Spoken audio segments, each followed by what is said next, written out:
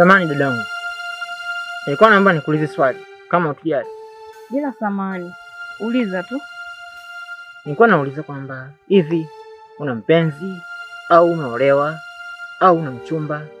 Yaani namaanisha ukiwa katika mahusiano yote yale. Ndiyo, nimeolewa, lakini sasa toka nimerudi hapa kijijini, kiukweli mume wangu sijamuona kabisa na sijui yuko wapi. Sijui atakuwa mpatwa na nini. Pole sana dadangu, lakini mimi naona kwamba labda mume wako itakuwa amekutoroka, na kama mume wako amekutoroka basi itakuwa kupendi kabisa. Hapana, mume wangu mimi ananipenda, tena ananipenda kwa dhati.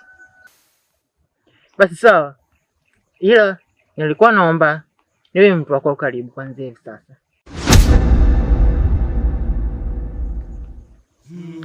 Sawa, hamna shida. Sawa.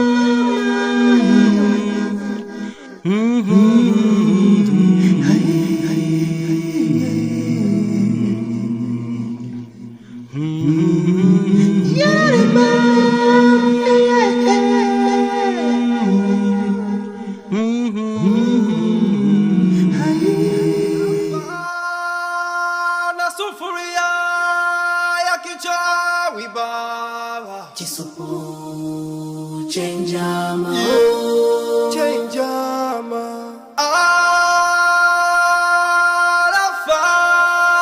na sufuria ya kichawi